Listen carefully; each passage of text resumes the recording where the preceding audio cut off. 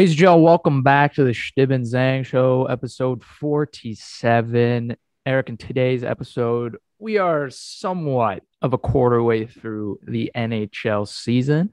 So obviously, there are a lot of teams who have surprised us so far. So we're going to go through some of the teams and see if it's, per se an overreaction or just an underreaction of the status of how they're playing. But before we get into that, let's talk about the sponsors. Hot Streak Fantasy, the best in-play fantasy app on the market. Pick 2 to 3 players in the NFL and NBA while you're watching your favorite teams and watch them make you some money. Hot Streak is matching your initial deposit as a bonus when you use promo code HOTSAUCE. Get Hot Streak Fantasy app now. Say it every week. Quick, easy way to make money while gambling on sports. Very quick, very easily accessible. So make sure to download it and get going on that. But as always, before we jump into the episode, roll it.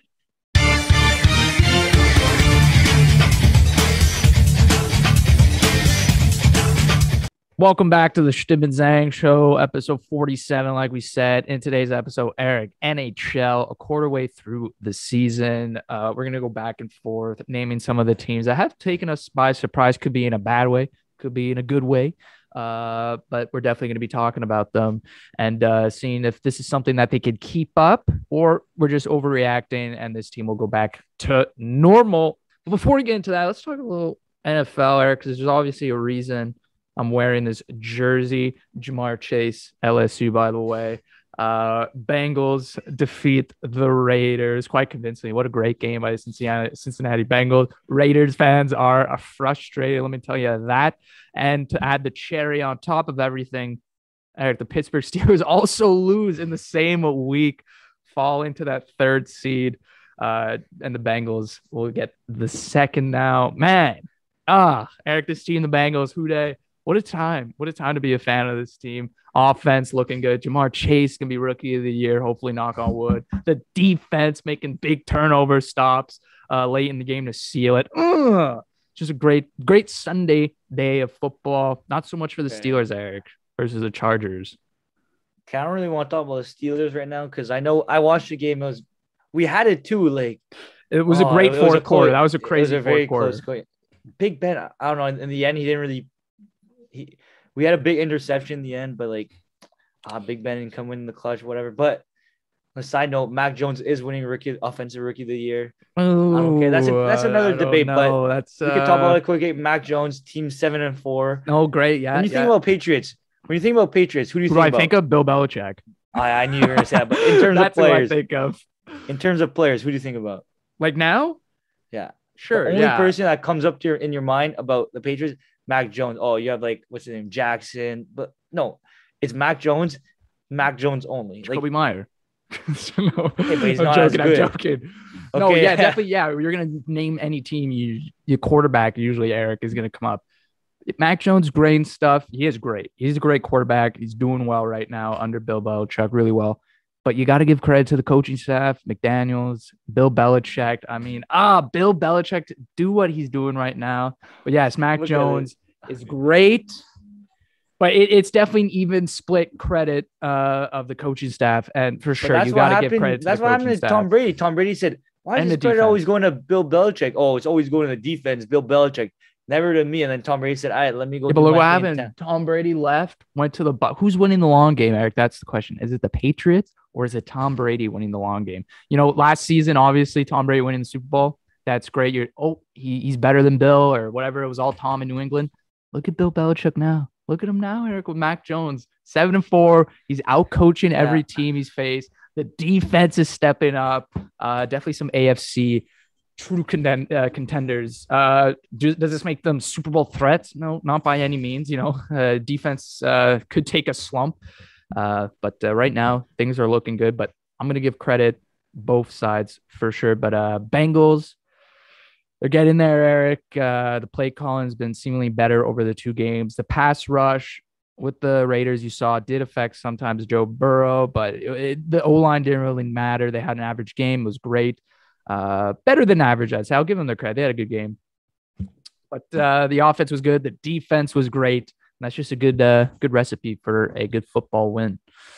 But we'll talk more football in later weeks as things heat up near the postseason. But first, let's talk about the NHL, which in their respective seasons, still very early, just reaching a quarter way through the season, about 18, 20 something games being played right now already by NHL squads. And Eric, there are some teams that have surprised us, obviously, in a good way or a bad way. And we're going to jump into that discussion. Mind you, I will be going back and forth with some of the predictions we made at one of those episodes at the beginning of the NHL season. We made predictions. I'm going to talk about my predictions and which ones have totally plummeted, which ones are still sticking with it. Mm-hmm. But let's jump into the first surprising team of the NHL. Eric, for me, I'll start this one off, and then you'll get the next one. Eric, the Anaheim Ducks. The Anaheim Ducks in the Western Conference, man, those Ducks fly together, and that's for sure what's going on here right now with the Dallas Eakins squad. Eric, as we know, the Ducks right now have some young guns stepping up that have contributed a lot to the team's success. Obviously, Hart candidate so far, Troy Terry. He's got 12 goals already on the season, 10 assists, good for 22 points as the Ducks sit third in the Western Pacific with 23 points. Like I said, Troy Terry stepping up, Trevor Zegras stepping up. He's got 16 games played. He's got 10 points, 6 goals, 4 assists. Yep. But the biggest thing you had to look at to know why the Ducks are succeeding so far this season is their power play has drastically changed.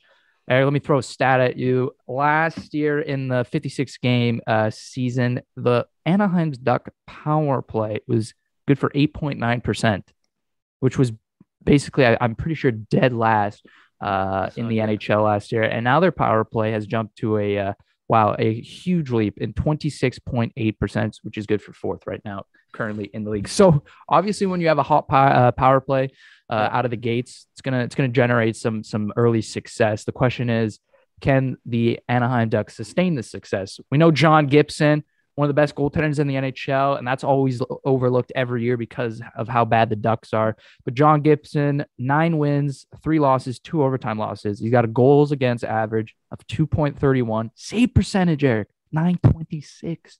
So the goaltender's playing well, which John Gibson has always done so, in my opinion, always been that elite goaltender. The young guns are stepping up. Their power play has gone better with the additions of Jeff Ford. If that name sounds recognizable, it's because he coached the Calgary Flames not too long ago.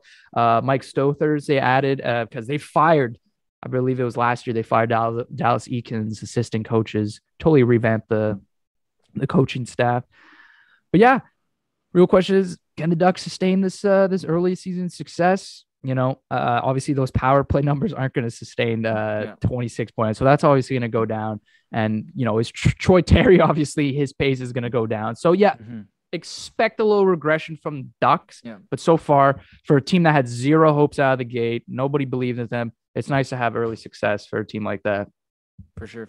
But the Ducks, if you look at their roster, it's kind of weird because Ryan Getzlaf is basically over a point per game right now. That's definitely not going to keep up either. But hey, Troy Terry, it's tough because he's also only 24 years old, but 12 goals and 7, definitely not going to he might end up with like 60 something points, but definitely not anything close to a point per game.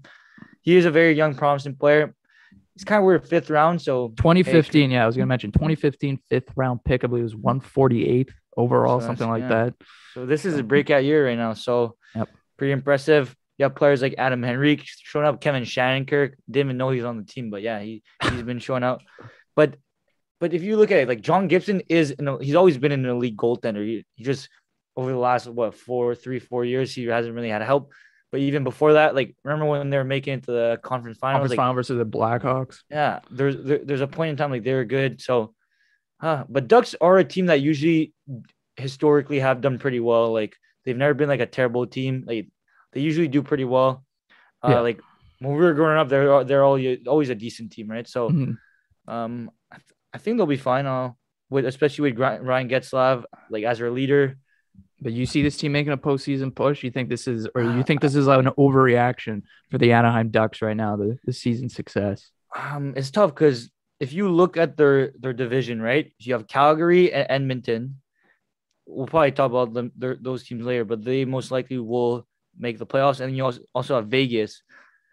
So And FYI, you got Anaheim, Colorado right now, not in playoff contention. exactly, or yeah, Out of playoff contention right now. yeah, But you would expect a team like that to get exactly, going. So maybe that pushes yeah. the Anaheim So Ducks. maybe wild card, but they'll definitely be close to the playoffs for sure. Like they won't be a bottom team that like they're usually. And having those young players too, it's always good for the team. And even if they don't make it far in the playoffs, just having those young guns, giving them experience, always great.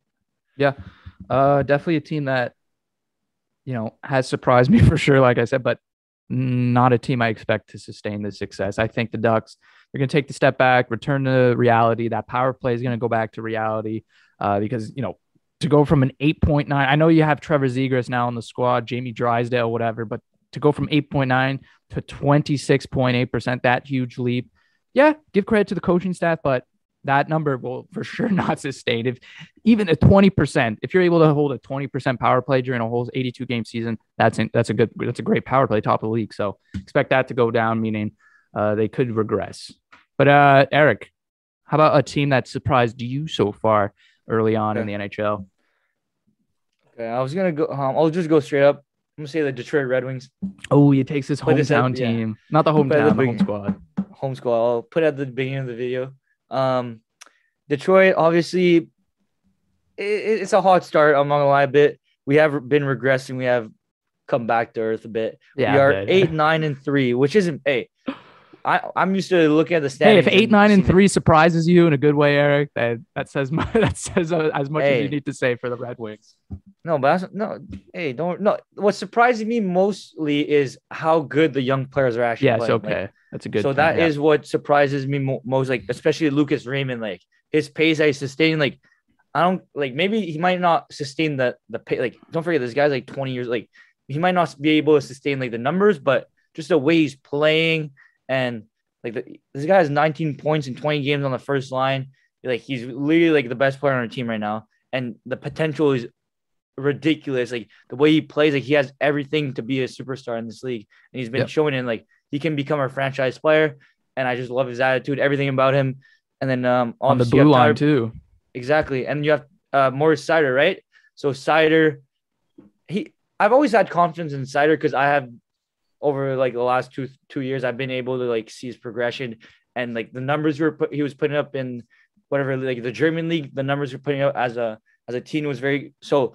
Even in the world championship and even the World Juniors, he was putting up numbers. So I knew Seider was gonna be decent, and he has been able to show that he's good in the league. So, but just players like that, our goaltending, Thomas Greiss and Alex Ned, like I thought Nedeljkovic was gonna be a bit better, but obviously. Our team's not that good, so it's not like he's gonna be a super like. He's probably not gonna put the same numbers as last year, right? No. So, and I don't think anyone was expecting that either. So, I don't know. I just like the way we're playing. Like now, for the first time in like 6 years, we're definitely playing for maybe trying to make the playoffs. Obviously, hopefully, probably not, but at least there's hope. If there's hope, that's good enough for me. You know. Well, listen, I'll say this: my bet so far is looking real nice. About shaving my eyebrow with this team. No playoffs, 8, 9, and 3 so far. And like I said, the Atlantic was going to heat up eventually. Tampa Bay's heating up. Boston's finally getting more games played. So, but like you said, Detroit's youngsters for sure, they are impressing me. I will admit that. Moritz Seider, when he got drafted, everyone thought it was, off the board pick. Yeah. Yet Stevie Y keeps impressing the NHL community with his drafting. Exactly. Moritz Seider, he's definitely going to be a good player in this league. And so the Detroit rookies, early season success for them has impressed you. You have something else? Yeah, quickly. And as well, like we have Jacob Verano, who's last year was probably one of our best players. He's injured too, yeah. He's injured right now. So when he comes back, we'll be good. Once Tyler Bertuzzi gets to play in Canada, that's probably going to be in a while, but we'll be even good. And the thing with Ned, like right now, his record's 4-3-3 with a 0.914 and 2.8. Like those are good numbers on the Detroit Red Wings. As long as you have like a 0.914 is a good, it's a good stat to have with the Detroit Red Wings for sure. But definitely not good enough, like probably to make the playoffs. But hey, we'll be close. Yeah. Talking about a team trying to make the playoffs right now, Eric. The New York Islanders sit dead last Dead last. Yeah. I said that. I'll repeat it again. Dead last in the Metropolitan Division. This is a team, Eric, that had one goal. Well, that was one goal away from facing Montreal in the Stanley Cup final. But obviously that didn't work out. They sit last, Eric. Man, this is a team that was built. Barry Trotz came in, implemented a defensive first system. Okay. And that was a team that thrived off, they were built through their defense, their goaltending, and their forwards. However, the reason they are losing these games right now is because their defense has been mediocre. The New York Islanders system has been mediocre, you could say, in general. Just basically big fundamental mistakes right now. Obviously, if you add the fact that they're bottom in the league in offense, their defense has been lackluster. Obviously, that's not going to be a good start to the season. Their goalie tandem, Eric, a team that has has committed to the two goalie tandem, which we see a lot of teams doing now in the NHL. It's no longer one and backup who plays 15 games. Two goalies in Sorokin, Varlamov that were supposed to be good. Varlamov, however, right now is sporting. He has played 4 games so far, so he's losing that even split duties with Sorokin. He's got a 3.31 goals against average and a .894 save percentage. So he's having a struggle right now at the start of the season, and that could, you can say that it's the defense's fault. They haven't been playing to the top of their game. As we look at some of the stats, Ryan Pulock is a -2. Scott Mayfield's a -7. Chara is a -3. Andy Green's a -3. Only guys who have been plus are Noah Dobson, their youngster, and Adam Pelech, who is one of the best defensemen in the league. He's a +4. Now, this is the Islanders. This is definitely a surprising team, as we know. Like I said, Stanley Cup aspirations. Is this a team that can easily bounce back? Yes. Out of, I would say, the list I made, Eric, this is the team that is most likely to bounce back, in my opinion. Yeah. Just the defense has been lackluster, making too many mistakes. Am I worried about it? No, because they've worked this system for years now. As long as Barry Trotz has been in Long Island, it has worked. So they, I don't think it's a thing about teams figuring it out or they debunked it and that's it. The Islanders are just going to return to the casual team they once were. This is a team that's just not playing to their best. They just need to wake up, and it's something that you'll see the turnaround happen with the goalie stats potentially getting better even because the defense has stepped up. So offense has never been their casual or specialty. Matt Barzal is probably their most skilled forward, and he's having a slow start to the season too. So right now, is there any room for concern or anything like that? No. The only thing that's concerning is the division they're in. Metropolitan, obviously one of the toughest, maybe the toughest divisions, as you can see, sitting dead last. So, they need to get it going soon. But, there's definitely a chance for the Islanders to bounce back here and still make it to the playoffs. Okay, fair. Hey, the thing with this team is, not like, let's be honest, not a lot of people watch too many Islander games. So it's hard to analyze it deeply. You just watch them in the playoffs, right? And the playoffs, they're so hard to score against, and they always are able to score like some crazy goal and like win games, right? So, and they rely on their defense. So even last year, they weren't even highly. I don't think they were like they were 4th, maybe. I think.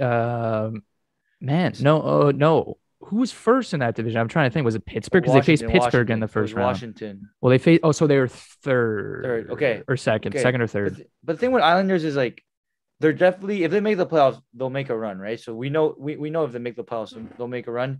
It's just, and it's weird in the regular season because like I'd expect them to way better than this.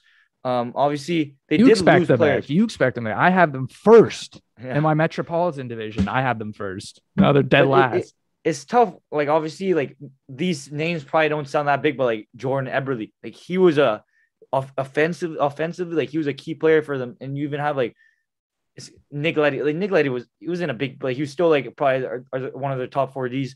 But I don't know. It's weird this team because you can't be like, oh, he's not scoring. He's not. Most of these players have never been scoring for like most of these guys never really scored for this team. So it's hard to say, but. In terms of numbers, Sorokin has been playing good. Obviously, like he's a 5.52, .925, which is really good. 2.54. So he's been playing decent and pretty well actually. Varlamov's the one that's been lacking over his last 4 games. Yeah. So I don't know. There's still potential, right? You see Oliver Wahlstrom, who has 5 goals and 50. Okay, it doesn't now. It's not that, but 5 goals for Oliver Wahlstrom's not bad. Noah Dobson, he's been playing. It's tough. It's tough with this team because like you're trying to look for potential, and like I don't know. Trust me, they have the potential. They have that. This team has the potential. The Islanders, like the way they play the game, they allow their opponents to control most of the puck time. You know, they don't chase at all or anything like that. And their defensive system, they commit to it, and then they force you to make mistakes, and they bounce on those mistakes in the offensive zone. That's how they play. That's how they score their goals mostly. And then they just, they shut the game down, and that's how they win games. Just right now, I think we can just end it on that. The defense needs to step up. They've lost Nicoletti and stuff, and Chair's coming in, and Chair seems slow. He looks slow, but he's still a vet, NHL vet, and he'll get it down in the system. And Trotz will get his guys playing the system he wants them, no doubt in my mind. Do I have them pegged first now for the division at the end of the season? No, maybe not. But they got some work to do. But I'm not worried with them. They definitely surprised me at the start of the season. Not worried, though. I expect this team to bounce back. What's another team, though, that has surprised you in this season?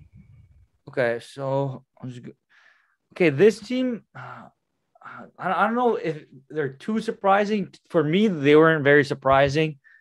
But for a lot of teams, probably a lot of people would probably say it's pretty surprising. So the number 1 team in the league right now, I think so. The Florida Panthers? Carolina. The Carolina. Are they? No, they're not. No, not first. Number 2nd. Okay, they got less games played. They let less games, but Carolina with a 14-2 record, it's the Carolina Hurricanes, and I could also include the Florida Panthers. But I do like if you look at the team, like last year, Florida was doing very well. So I don't know if it's. But they're not a team that surprised me because I had Florida pretty high in the Atlantic. Yeah. I think I had them 2nd behind Tampa. But I think like Carolina, I don't even think you had them in the. No, Carolina, I had them 6th in the 5th. Sorry, I had them 5th in the Metro. Yeah.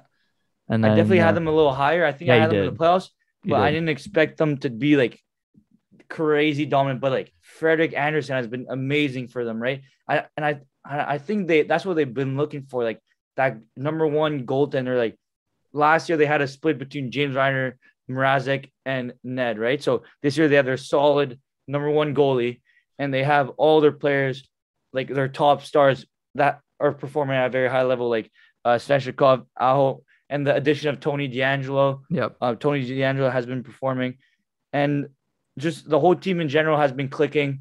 I don't think they really have.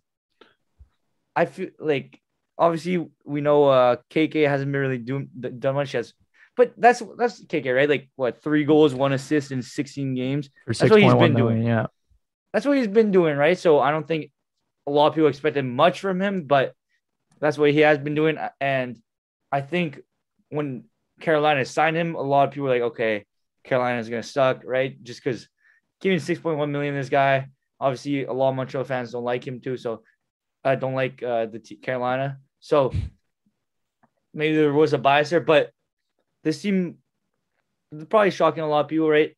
Like if you look at this team, I could definitely see them being at the end of the season like 1 or 2 in the league, right? Like keeping up. I think they can definitely keep up this pace. Like if I'm not gonna say they're as good as Tampa, right? But in terms of like goaltending, they have a top 3, top 5 goaltending right now. Like in terms of performance right now, they have the superstars, right? Like Svechnikov, Aho, like people will score. They have depth, a lot of depth actually, and their defenders are very good. Like Slavin is like he's always been underrated, right? But people know like Slavin doesn't put up crazy numbers, but like he's a solid defenseman, number 1 defenseman on your team that you can have, right? So it's just, I think right now I'd say they're just a bit underrated just because no one really talks about the Hurricanes, but we've seen this team make it to the conference finals a couple of years ago, or no, I think they lost to Island. Remember when they made it pretty? There's that one. They lost to the Bruins, I believe, right? They lost to the Bruins one season. In the semis. Have they made it to the conference final though? It was that year with Justin Williams. They beat Washington in the first round. I think that's when they lost to Boston, I Islanders, think. maybe. Okay, maybe Boston. But I remember there's one year they actually And made it then pretty Islanders far. beat. No, that makes no sense. I don't know. I But think I anyway, they think make they it beat far it. in the playoffs. And Yeah. then they run into some good teams and they lose. Okay, fair. But hey, I like this team this year as a contender for sure. Like I honestly do believe that they'll be able to make it far. And just quick note, like Florida too. I just want to talk like their team has been looking very good. So those two teams, just the amount of offensive weapons that both teams have, like they have so many players that you can look at and be like, oh, he could probably score this game. Oh, he could probably score. Like and in goaltending defense, like they all have it locked down. So those are probably the two teams at the top of the league that I'd say would surprise people. Yeah. Not incredibly. Yeah, that's why like Panthers I didn't mention because that didn't surprise me how good they were. Hurricanes I put down because where I put them fifth in division, and I thought losing their goalie tandem, completely losing their goal, they had to revamp their goalie tandem. They lost Dougie Hamilton, which I didn't think was the biggest loss, but definitely a power play quarterback. Did I think that was gonna like hurt them that much? No. They brought in Tony DeAngelo. I thought that was going to be a distraction to the team. And Frederick Anderson, he's playing really well right now. We can't deny that. He's got a 1.89 goals against average, 0.93 save percentage with a shutout. That's stellar. Is he going to keep that up? Probably not. Really? I think what I overlooked, a lot of people overlooked, is that Frederick Anderson played on the Leafs, who are horrible defensively. Horrible. And he's actually had some pretty good numbers with them. And I thought I definitely overlooked him coming to a more stable decor Carolina team that had better, like Brett Pesce, Jacob Slavin, guys who can play defense really well. Exactly. And so he's not getting as many shots as he's had with the Toronto Maple Leafs, and he's putting up good numbers because doesn't have as much work as he's had. Is that going to sustain? No, I don't think Frederick Anderson is going to win the Vezina necessarily with those numbers because those are Vezina winning numbers. But another thing I think I overlooked was how well coached this team is with Rob Brindamore. I think I overlooked that. I think adding new pieces was going to be a challenge for him. You lose Warren Fogle, Ethan Bear in that trade. You bring in Jesper Foss, who I thought was going to be a measly replacement. But actually, that third line of Jordan Stahl, Nino Niederreiter, Jesper Foss has been really good. Their fourth line, even with Derek Stepan, has been really good. And like you said, the stars are stepping up. Svechnikov having his bounce back season in the bubble, not the bubble. In the 56 games, he was kind of mediocre. Now he's really stepping up to the stardom. And so this is just a team that has four lines that they can roll evenly, every night. So that's going to give you early numbers for success. The question is Frederick Anderson, Antti Ranta, that tandem, not really tandem because Frederick Anderson has been playing 90-something% of the games. Will they be able to keep that up? Even if Frederick Anderson takes a step back, is this team going to get hurt? No. They've proven to me that they're well coached, that they can handle what they've lost in the offseason and what they added. Like they lost a lot. Nedeljkovic, they didn't want to re-sign to 3.5 for 2 years. They don't want to sign them. So they go out and get Frederick Anderson, which confused me at first. But it's working out right now. I thought Warren Fogle, that was a big third line winger they lost. I thought that was going to ruin their being able to roll four lines. But, that third line was Stahl. I thought he was going to have a regressed year too. But no, Carolina, definitely a team that has surprised me for sure. I'd agree with that. Another team, though, that has surprised me even more, Eric, the Minnesota Wild. Right now, the Minnesota Wild sitting first, nice and comfortable, not comfortable, 23 points, tied with the Anaheim Ducks. Sorry, Minnesota, Western Central with Winnipeg, St. Louis, 2 and 3. Minnesota's a team that for years we've known has been built through their defense. Defense first with Minnesota, and then worry about the forwards. They lost Ryan Suter.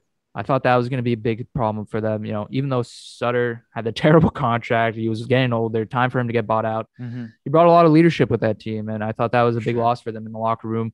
And just defensively, who are they going to replace this guy who Ryan Suter still played some solid minutes for the Minnesota Wild? So I said, who's going to replace the guy's minutes? GM went out.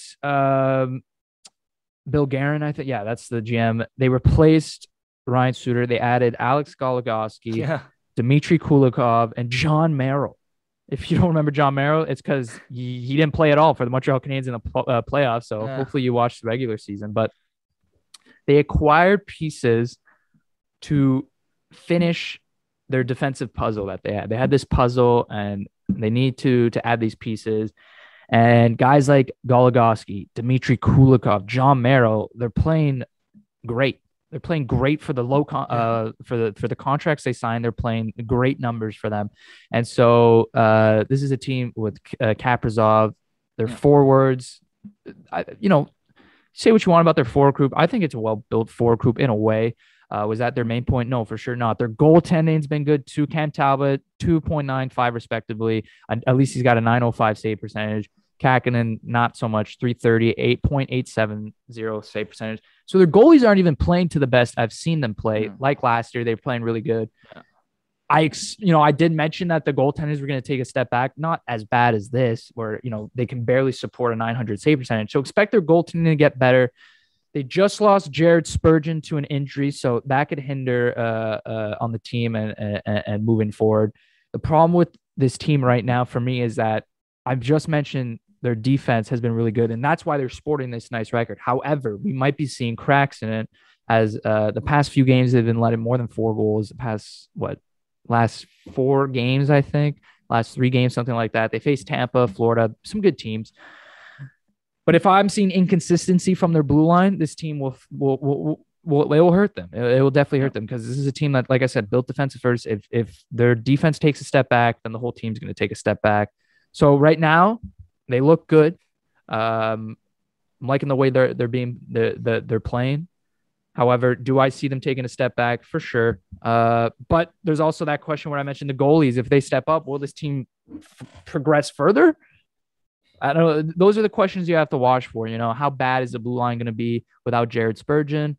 Is Cam Talbot going to get better is he going to play better than he's been playing? Is Kakinen going to step up? Are they going to get to splitting duties where, they can split more often than just Cam Talbot starting? Those are the questions that I'm going to be looking for as right now 11-6-1. It's good for first in the Western Central.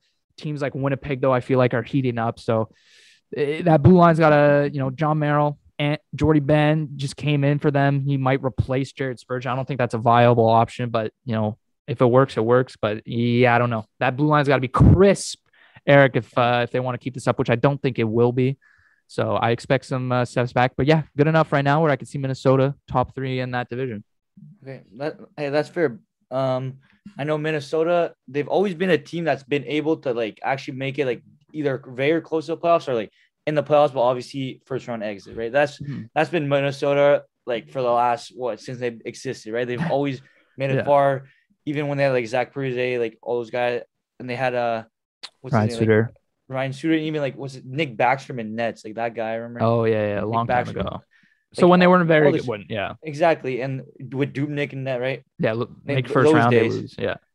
So it's always been like that, and I'm not gonna lie, I am starting to see that a bit. But what I really like about this team is ever since Kaprizov has been added to this team, it's always been upwards, right? The addition of Kaprizov, this team has really changed this franchise completely. He is the franchise. He is a franchise, right? So he's brought whole new momentum, whole new fandom to Minnesota, the Wild team, right? Now people will actually watch some Minnesota game. They want to see Kaprizov, and the team has been performing very well. So it is very surprising. Last year, they almost beat Vegas. Actually, almost beat Game 7. Remember? Game 7. So which was very impressive. But the only thing with this team is, other than I see Kaprizov as a staple of this team. Kaprizov, Fiala, those are the young future of this team, right? And then you have Matt Dumba, Jared Spurgeon, but all the other players, and Joel Eriksson, I'll mention, but all the other players. But I don't see someone as an auto player. Okay, yeah. They're not players that will stay here for long, right? No. Go. They're just temporary replacements. So what I'm saying is I just want them to I don't know, because a lot of teams do that, but I don't see a bunch of players are they having breakout years or is this sustainable for years? I understand you can make the playoffs you did, but you're not going to win a championship with this team. I feel I don't think they should rebuild, but they should do something about because I feel like the franchise would be a bit tired of every first round exit. You make the playoffs, first round exit, but hey, I don't know. It is very surprising how good they are right now. Yeah. Being first in their division, I believe. Yep. Right. So, and obviously, it's surprising too that Cam Talley is doing not as well, but their team's doing pretty well, right? Exactly. But it's all about like you can make the playoffs, but what are you gonna do against those very good teams? So that's where they're gonna have to like start to step it up. And then having Spurgeon injured too is a little tough right now. Yeah, because Spurgeon's a big difference maker on that blue line. Definitely their best defenseman, defensively speaking, and that's what they thrive on. And yeah, like you said, Kaprizov, Kevin Fiala is having a slow start to the season. Fans are expecting him to take that next step. And that's the thing I'm worried about offensively on this side is because when it's not the top gun scoring, whatever, you want to put Zuccarello up there because he plays top line minutes. They don't get much from their secondary. And it's very nice when they do. But this team is, like I said, defensive first is their mindset. And if that regresses, then this team will regress as well. But their goalies should be playing better. I expect this team to be a playoff team and make the playoffs, especially in their division. I could see them cracking the top three. What did I have them? I had them fourth. Okay, so I just had them outside of I had Avalanche, who are going to take a step forward once all their players come back healthy. Jets, the Blues, and then I could see them jumping the Blues. Maybe the Blues get outside of that top three, and they got to fight for the wild card because right now the way Minnesota's playing, it's good. Can there be some regression? For sure. Their defense just got to stick to it, which I don't really expect for an 82 game season. Okay. Let's go to another team that I think has surprised the whole league, which is the Calgary Flames. Obviously, Calgary Flames Flame fans have been waiting for this moment. I think with this team, last year they thought it was going to be the answer in the North Division. A lot of people had Calgary finishing in the top three. They're like, the competition was going to be a lot less harder. Sean Monahan, hopefully Johnny Gaudreau were going to take that next step forward. Unfortunately, that did not happen with the Flames. Their defense was very under average. Their forwards did not step up like many people expected Sean Monahan to take that next step. He did not, and he isn't really doing it this season so far. What has benefited the Flames so far and has a lot to do with their early season success is their defense, their top pairing defenseman, most notably. I know you laugh because, you expected Mangiapane's name to become out, which of course, okay. Yes. I was thinking about, Mangiapane has 15 goals already. He's top of the leagues in goal scoring. And yes, that's huge. That's definitely a huge asset right now. But I'm looking at the Flames top line of Noah Hanifin and Rasmus Andersson. Rasmus Andersson, Eric, is having a bounce back season with the Calgary Flames. Last season, very mediocre. A lot of question marks going into the season. Is he able to be a top pairing defenseman? Is he able to play against the best players every night?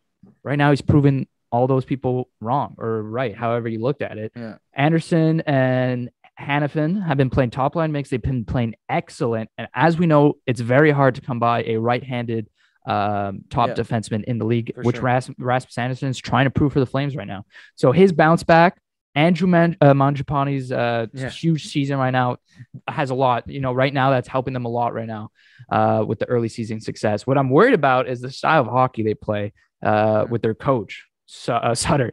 Playing Sutter style hockey with the trap, Eric, obviously very boring hockey. Nobody likes to watch it. However, playing that style of hockey, there is opportunity. There's room for slumps. Playing that style of hockey, we've seen the Flames slump hard.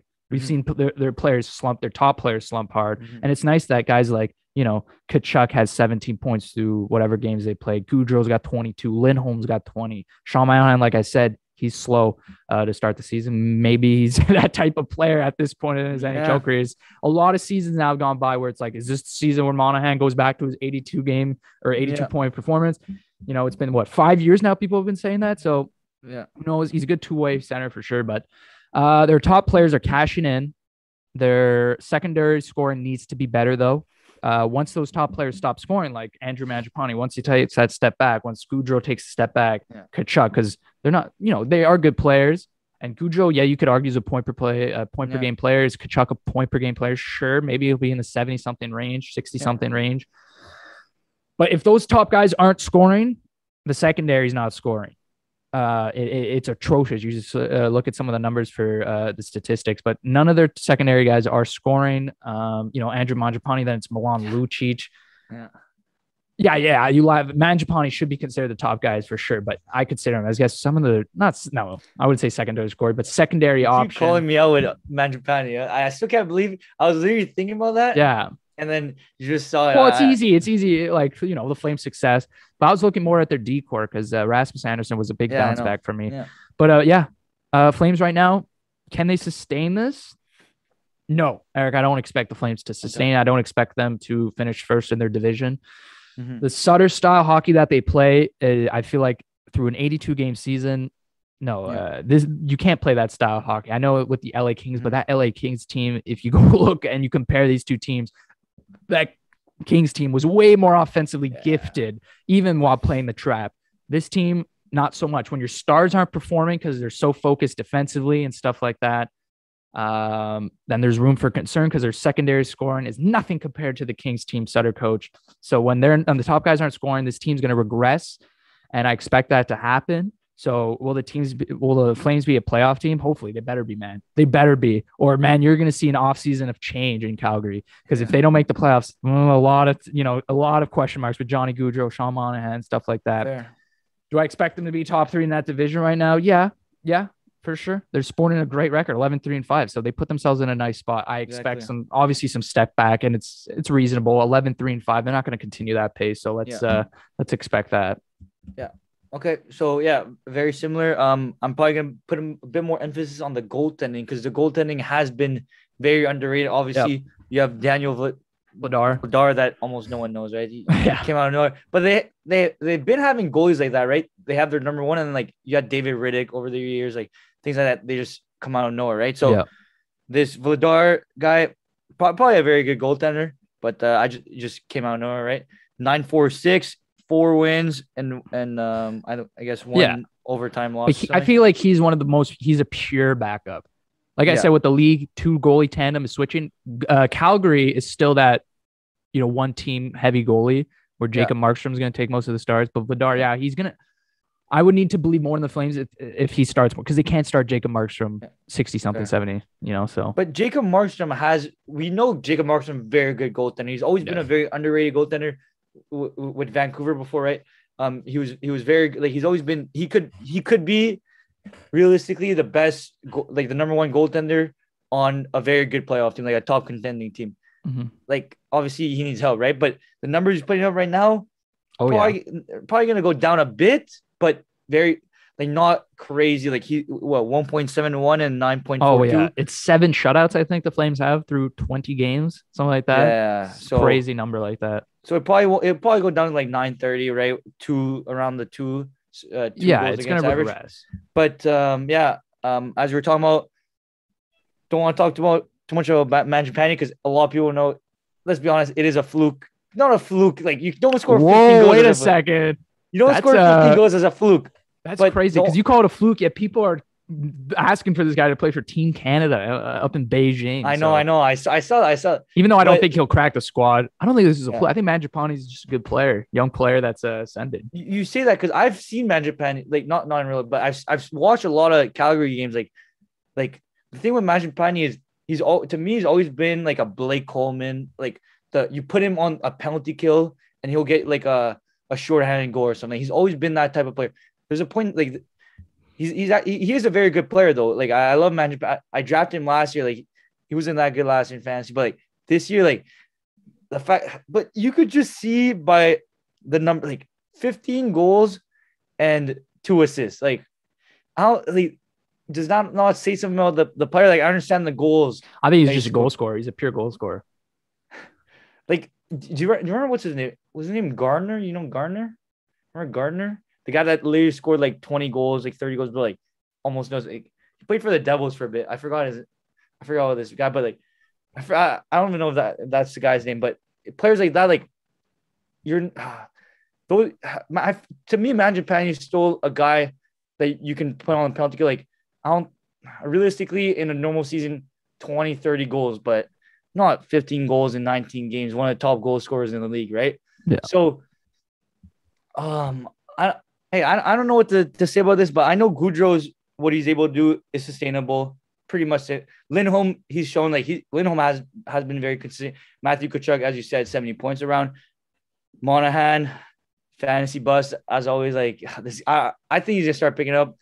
I just want to see him like in the 50, 60 point region, like not in like this guy's. But what's been very impressive for me is the thing with Noah Hannafin, right? This guy went fifth overall in 2015, Something like that. fifth Fourth overall, or fifth, yeah. and then a lot of people did count him out. When he was traded for Dougie Hamilton, and it was Elias Lindholm, Noah Hannafin for Dougie Hamilton, and what's it, Furland or something. Yeah. So in that trade, Noah Hannafin was like no one talked about Noah Hannafin. It was Elias Lindholm. But I remember seeing that. I was like, oh my God, Noah Hannafin. At that point, he's still a very young player, and like he showed a lot of potential. He's a top pick. So I'm happy that now that Giordano left and like TJ Brody left a while ago, right? He's able to step up and be on that top pairing. Rasmus Anderson has always been able to show that like obviously he's always been a 20-point guy. Last like, season. Last season, yeah, he has a step back. But this year, definitely taking that step up, taking over on that number one decor. Deep pairing. But I don't know. What scares me the most is you mentioned Markstrom and stuff like that. If Markstrom, like, if they use him too much or he runs out of gas near the end of the season, or if he if he gets injured, this team is in trouble. Very much big trouble. Yeah. Because we've seen last year, I remember watching, Markstrom was out of gas near the by that time, Calgary was still fighting for a playoff, but he did run out of gas at one point. So Flames are going to have to trust Vladar here and play him more games, which we'll see what that does. He's been playing, like you said, he's been playing really well with the games he's been given. So it's that question because they can't play, even though I want him to play because I got him in fantasy, they can't play Jacob Markstrom 60-something, 70-something games, or, Vladar has to at least play 20 games, in my opinion. And but yeah, this team so far, good, great start. I could see regression though from their top guys. If they don't pull it together and their secondary scoring doesn't step up, they're going to go back to the original Flames. You'll see. With this Sutter style trap of hockey. Anyway, let's go to the last team here. It's got to be a no-brainer. The Montreal Canadiens, Eric. Sport a record. Was it 5 wins? I think it is 5 wins, 5-13-2. That is good for 29th in the league. The Montreal Canadiens, as we know, Eric. Big off season of changes. Shea Weber, you lose. Carey Price, you lose to knee surgery, and then you find out he's dealing with substance abuse, so he can't play, or mental health. And Philip Deneau, you lose, who was one of the most underrated two-way forwards in the league, or defensively centers-wise in the league. And so you bring in Dvorak, you lose Kotkaniemi, you got to bring in a center, you bring in Dvorak. He hasn't really transitioned well into the Montreal system, or just nobody has in general. There's special teams with Burrows last year. It was god awful. Then into playoffs, Montreal, they just jump on this train, Eric, and they kept going. They're one of the best power play in the playoffs. Oh my God, Alex Burrows is a genius. And I told you at the end of the season when we made that video, I said, watch Burrows next season. We're going to run into the same power play problems. They're going to give him a chance because they want to have the full training camp, whatever. And look what's happened. We got one of the worst power plays in the league, one of the worst penalty kills in the league. So Burrows is not it. He's just not it. And for the love of God, can they please find a guy who has a track record with a power play success? Because I'm tired of just throwing French people that just, because that's realistic. Burrows has no prior NHL coach. Well, he did with assistant coach in Laval. Sure. Yeah.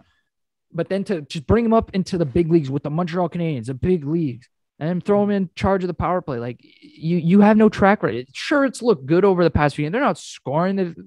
Why is it just now they've realized how to enter the zone with the puck? Something they struggled with all of last season. Anyway, special teams has been atrocious. Their goaltending issues. No Price, like I said. Jake Allen, Montembeault. Jake Allen has been great, but with the way the team's been playing in front of him, he's let in some bad goals.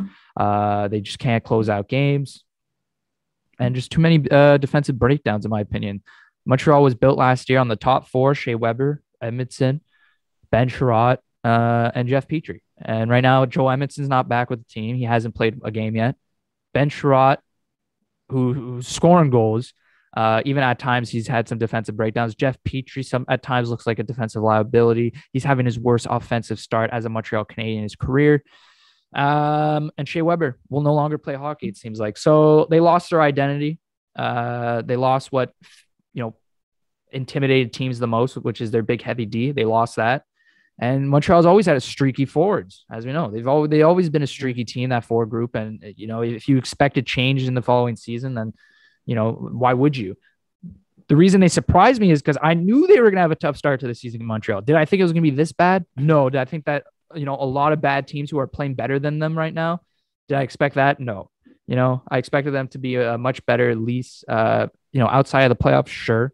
Fighting, looking in, maybe that's what I saw, but clearly I thought, didn't really look in this team in the face that much. And it's really hitting now where the season could potentially most likely be over already in the month of November with this Atlantic division. So now as Habs fans, we're in that position, that transition period where, you want the team to lose in a way, but you still kind of want them to win some games because it's a hockey game and you'd like them to win. But exactly. deep down, this is over. This team, bear in mind, they've had 8-game losing streaks now routinely every year. When's their next 8-game losing streak going to be? They got to play 600 something hockey to make the playoffs. 600 something. Montreal's never been a 600 hockey team. No matter, even last year, they were a 500 hockey team. They had a hot start, and then they were 500 the rest of the way. Same thing last year. Same thing when they played the New York Rangers in the first round when they won that Atlantic division. That division was so bad. Montreal started off hot, and they were just 500 cruising, and they won the division, and they lost to the Rangers first round. This is a team that has a lot of streaky guys. And their defense, which is what they've been known for last year, especially that identity built, is now crumbling, completely crumbling. And the Montreal Canadiens, unfortunate that they went through this whole offseason overhaul, and it's really hurt them really bad, really, really bad. Players are just not stepping up. So it's basically the bottom line you can say about the Canadiens. That's fair. It's tough for this team, right? Because I know, like, obviously a lot of Montreal fans, they like to watch every single every game. Like you, right? Watch every single game for the last 10 years or something, like over.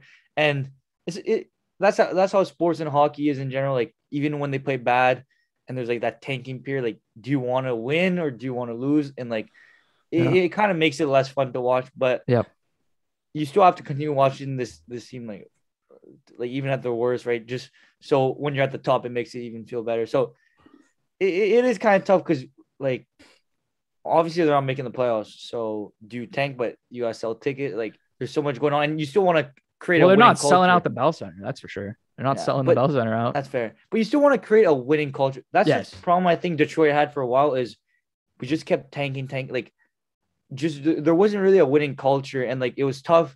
It's gonna take probably like you have to create a culture where like you're used to winning and people are used to winning and they want to win games, not just like you can't create a culture where players are fine with losing. So it's weird because unless Carey Price comes back, nothing crazy will happen with his team, right? So even if Carey Price comes back, this guy's got to be Vezina caliber, like 2014 himself. Yeah, four fucking. And I will say this: a lot of people. I'm reading a lot of Habs fans, commit to the rebuild, commit to the rebuild. You can't commit to a rebuild as long as you have Carey Price on your payroll. It's impossible. It's impossible. First of all, nobody's going to trade for a contract, $10.5 million. You're not going to eat up salary, right? You're going to have to wait for this guy's contract to play out, basically. And how are you going to commit to a rebuild when you're paying a guy $10.5 million a year?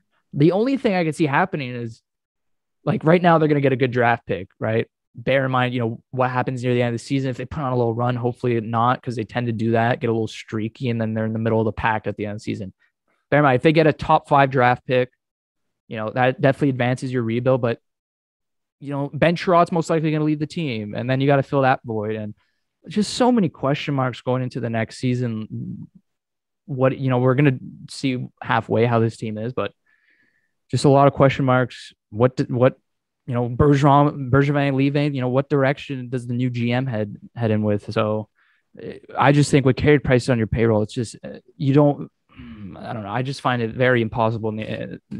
So hard to commit to a rebuild with 10.5 to a goaltender. It just eats up basically, 9 something. I don't know math, but 10%, we'll say, of your salary cap, some crazy, Yeah. something like that, of $80 million. So it's probably like what, 8-9%. I don't know the exact number, but you can't have a guy eat up that much cap and then say, let's commit to a rebuild. And winning culture, yes, I believe that. So add some pieces that, will add to winning culture. Don't just totally blow it up and call up the AHL squad. No, you can't do that. You still need young guys like Caulfield. Imagine him in a losing culture. Cole Caulfield, this kid still hasn't figured it out yet in the NHL. Everyone thought this guy was going to be rookie of the year, and everyone had these crazy expectations. Well, that's just hockey. Sometimes it happens. Sometimes you have a sophomore slump. Sometimes it's not what you expected it to be, and people are freaking out about it. You don't want a guy like Cole Caulfield developing on a losing culture. I know that's how a lot of young players do in a lot of bad teams, and like you mentioned, Detroit and stuff like that. But I don't want that. I want the guy to be able to score goals. I want some pieces that are going to try and help this team win. It's just tough right now in the Atlantic, especially with the teams. Who knows? But I'm always going to go for it with Carey Price because you never know when you make it into the playoffs. Proved it last year. You never know what's going to happen with Carey Price, playoff Carey Price on your team. You just got to make it to the playoffs. So yeah, Habs definitely surprised me because that's definitely not the outcome or start that I expected. Is real bad for them. Yeah, but it's so weird because if you look in like 4 or 5 years, who can you see on this team that would still like be on the like? Who's still on the team? Like obviously, like the building Suzuki, right? Paling, maybe. Well, yeah, if he's taking the steps forward. Cole Caulfield. Right? But even then, like Price might still be on the team in 4 to 5 years. Well, I don't know what his contract is, how many years left exactly. I forget what it was, 2015. So you should have still 5 seasons or something like on his contract. Jeff Petrie signed 6 years. Like, is that a guy in 4 or? You're not going to trade him now when his value is super low. And I don't expect him to he's one of the best puck moving defensemen in the league. I'm not going to, or underrated at the least. That's not some guy I'm looking to trade. So you still have pieces here to contend for 5, whatever years. It's just, the other pieces that you need to go out and get, that are going to add to this team. It's just, and coaching staff. Cause like, I know they care more about their image, but Dom Ducharme, like I really thought this guy would be I expected him to be a good coach, and now he is. I expected him, I don't know, to figure out a system or something, or get these players playing the way they wanted when he took over. And now with going into the next season, I thought that he can implement that. It just hasn't. It didn't look good when he took over because they played 500 the rest of the way. But I thought maybe, okay, he'll get them going. I expected some drawback, obviously, from the players they lost, but he has completely just not figured out. He's looked out coached every night against other NHL coaches. So that's the question too. Like, you don't want to fire this guy and have 2 coaches you're paying. With Claude, I don't know when his contract is, but you don't have 2 coaches on payroll. You're paying one, you're paying your 3rd coach. So they care more about their man. They're not going to fire him. He's not going to get fired this season. That's next season's question. So he's going to be here for the long run. Well, at least this season. Yeah. So yeah. And that's some of the list. Some honorable mentions. The Blue Jackets. Eric, I was going to mention. Brad Larson taking a slow approach with that team. He's not switching the lines up like Tortorella did a lot, and he's letting their team build chemistry. Their power play got a little better than last year, a little 0.5 or 5% better. So, distraction-free zone 2. Laine's got injured, not much talk. So that 9-6 record surprised me for a team like the Blue Jackets. I thought they were just going to be below 500 at this point for sure. So that's it's been another episode of the Chtib Zhang Show, episode 47. We want to thank you for listening or tuning into YouTube if you watched it with us here, and we'll be back in the next episode. So we'll see you until then. Peace. Roll the outro.